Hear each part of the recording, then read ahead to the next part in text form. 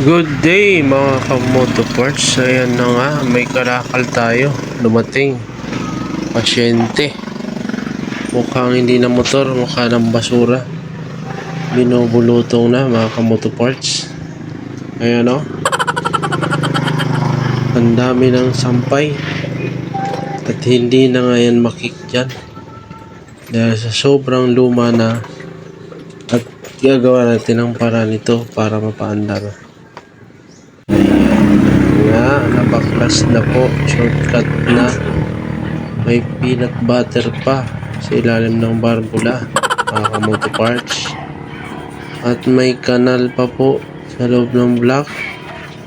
Ay ano, hindi na kailangan sabihin yan, kita nyo naman. At nilulumot na po ang mga crankcase nito, mga kamoto parts.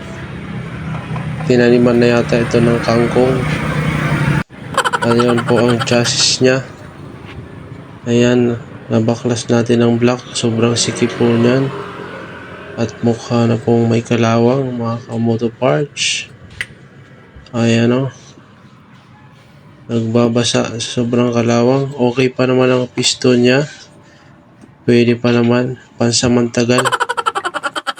Ayan na nga. At dito nalinis na natin ang block, mga kamoto parts.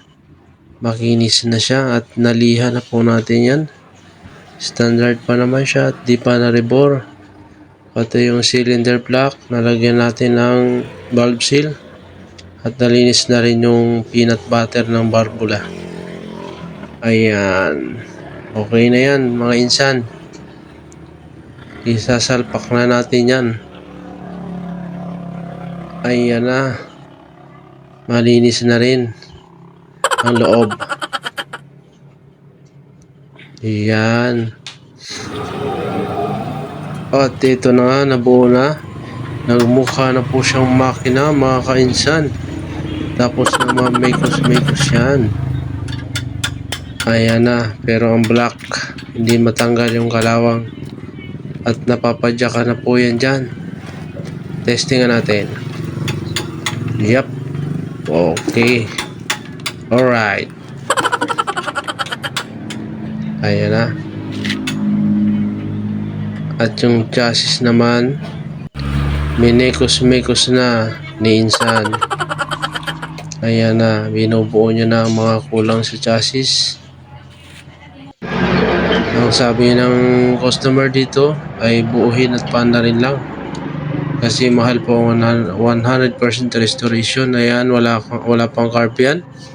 Walang CDI. Walang ignition coil. Pero meron na mga gulong. Nakatayo na po yan. May shock na. Sprocket. Kanina mukha pong basura yan. Ngayon ay nabuo na. Pero hindi pa po maandar yan. Bibilang pa natin ng bagong carburetor, CDI, tsaka ignition coil. Ayan na po mga kainsan, nabuo na. Mukha na po motor yan. Nandyan na po yung CDI niya. Naka-battery operated na po yan dahil mahina na ang primary coil niya. Bago na po ang kanyang carb. Maririnig nyo po yan. Umaandar na po yan dyan. At nakakatiter muna siya kasi ang tangke niya sobrang marumi. Ayan na. Binobomba na.